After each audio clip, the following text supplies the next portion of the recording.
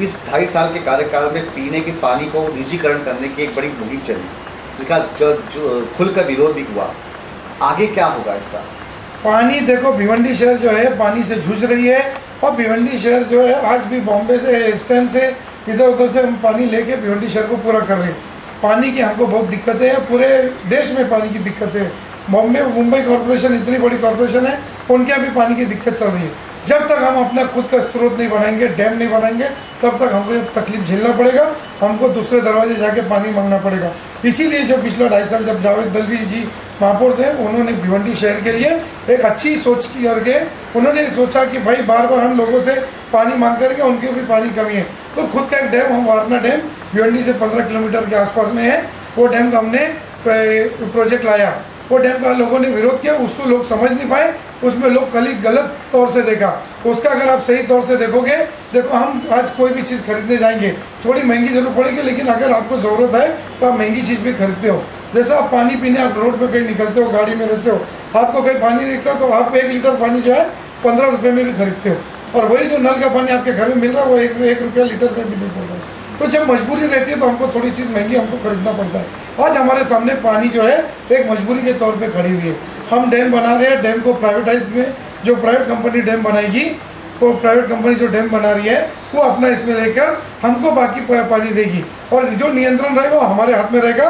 हमारी ये कोशिश रहेगी कि भिवंडी शहर को ज़्यादा महंगा पानी नहीं मिले, सस्ते से सस्ता पानी हम कैसे मुहैया करा सकेंगे, ये हमारी पूरी कोशिश रहेगी। लेकिन डैम बनना बहुत ज़रूरी है, और डैम का काम करना बहुत ज़रूरी है।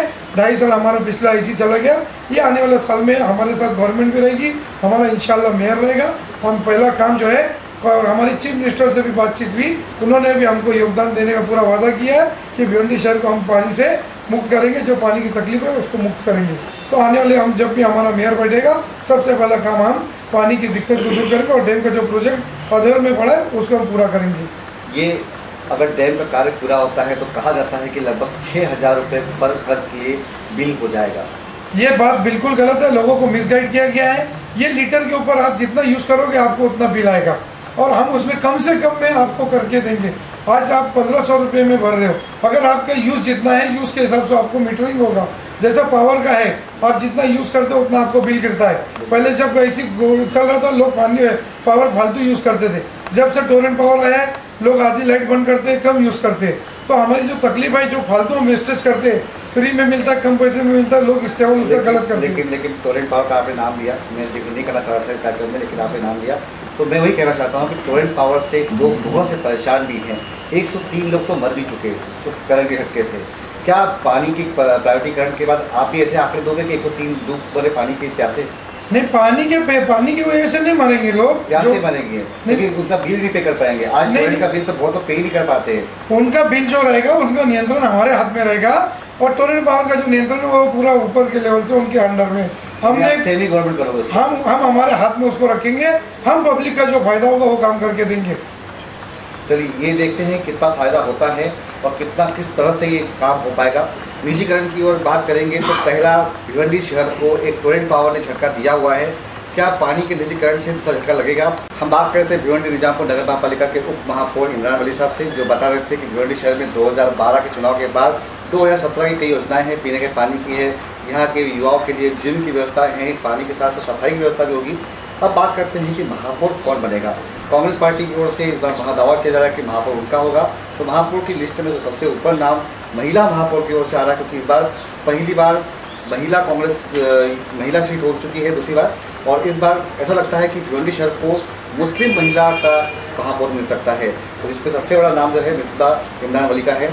तो आइए बात करते हैं इमरान वली साहब से कि इमरान भाई, किस तरह से कांग्रेस ने महापौर तय करना है, उसी क्या क्वालिफिकेशन तय करेंगे, क्या उसमें एलिजिबिलिटी होनी चाहिए, और आपकी धर्मपत्नी और हमारी नगर सेविका इस बार इमरान मसीबा जो मैडम जो है उनका नाम सबसे ऊपर है, तो किस तरह से महापौर का समीकरण बैठेगा?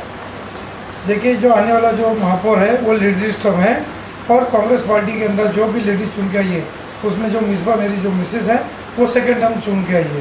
तो उन्होंने खुद दावा रखा है, पार्टी के लोगों का ये मानना था कि कोई एक पढ़ी लिखी, वो खुद BA की भी क्वालिफाइड है, और वो एक मुस्लिम होने के बाद भी वो एक नकाब में रह के भी वो शहर का वार्ड का काम किए। तो एक पार्टी की तरफ से उनको एक ऑफर है कि आप मेयर के लिए रहो, तो अगर पार्टी उनको टिकट देगी तो वो बिल्कुल वो इच्छे में है और वो रहेगी, काम भी करेगी। तो उनके भी कुछ विचार आप रख सकते हैं कि वो भी बहुत अच्छे मार्जिन से जीती हैं, बहुत अच्छा उनको 72% जनता ने उन्हें पसंद किया है, वोट दिया है, तो उनके कार्यकाल कैसे रहे? देखिए वो पिछले 5 साल में उन्होंने उनके वार्ड में बहुत काम किया, उसी का नतीजा जो है अभी जो चुनाव हुआ उसके अंदर आपको देखने को मिला। 72% अकेली वोट वो वन साइड ली है और जितने सामने लोग थे सबकी डिपॉजिट जब्त किए। ये उनका काम करने का एक अच्छा तरीका था। उन्होंने वार्ड में गरीब जनता के बीच में रह के, उनका जो वार्ड था पूरा स्लम एरिया था, मेरा वार्ड है वो पूरा बिल्डिंग एरिया था, लेकिन उनका जो वार्ड है पूरा स्लम एरिया था। औरतों की जो तकलीफ रहती थी वो खुद जाकर पूरे वार्ड में घूम करके उन्होंने उनकी तकलीफ दूर की और वो जो तकलीफ उन्होंने काम की। शहर उनके वार्ड में पानी की बहुत दिक्कतें थी, वो पानी की जो दिक्कत थी उन्होंने आज वार्ड में हमारे इधर कंप्लीट पानी दोनों टाइम आ रहा है। तो कंप्लीट क्या बोलिए 24 घंटा हमारे वार्ड में तकरीबन पानी है। तो ये उनकी मेहनत है और उसका फल लोगों ने उनको वोटों से दिया। इसीलिए वन साइड वोट वो 2100 वोट की मार्जिन से वो पहली मुस्लिम लेडीज है जो 2100 वोट से मार्जिन से जीत के आई है। इस बार समीकरण कैसा बैठेगा? कांग्रेस के पास 26 सीटें हैं और राष्ट्रवादी कांग्रेस के पास 9 सीटें हैं और ऐसे में दोनों पार्टियां मिला के भी 32 के ऊपर आंकड़ा नहीं, 35 के ऊपर आंकड़ा नहीं हो रहा है आपका। तो क्या राष्ट्रवादी से आपका समझ बैठेगा कि चुनाव के पहले तो नहीं बैठा, अब बैठने के बाद भी वो आंकड़ा पूरा नहीं होता, तो किन किन पार्टियाँ आपको समर्थन देगी? सुनने में बहुत कुछ आ रहा है।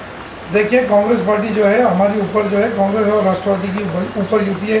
भले ही इलेक्शन हम लोग अलग लड़े होंगे, लेकिन ये इलेक्शन होने के बाद हमारा कांग्रेस और राष्ट्रवादी के साथ गठबंधन तकरीबन होना तय है।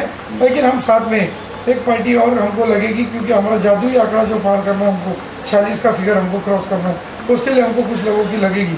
4 इंडिपेंडेंट का हमको सपोर्ट है, उसके बावजूद भी हमारे पास कम पड़ रहा है। हम समाजवादी पार्टी से हम बात कर रहे हैं, समाजवादी पार्टी कि अगर हमारे साथ जमता है तो हम उनको साथ में लेंगे, लेकिन उनकी कुछ मांगे हैं, वो अगर जायज़ मांगे अगर रहेगी तो हम पूरा करेंगे, नहीं रहेगी तो हम देखेंगे जो पार्टी हमको समर्थन करेगी हम उसका सपोर्ट लेंगे, क्योंकि हमको शहर में विकास करना है। हमने जो चुनाव लड़ा है हमने कोई धर्म के नाम पे नहीं लड़ा है, हमने सिर्फ विकास के मुद्दे पर लड़ा और विकास का मुद्दा लेकर हम शहर में काम करने वाले हैं। अगर हमको विकास के मुद्दे पे कोई भी पार्टी हमको सपोर्ट करेगी हम उसका सपोर्ट लेने के लिए हम बैठे हैं, ताकि हमारा शहर किसी भी कीमत पे शहर आगे बढ़ना चाहिए विकास के नाम पे।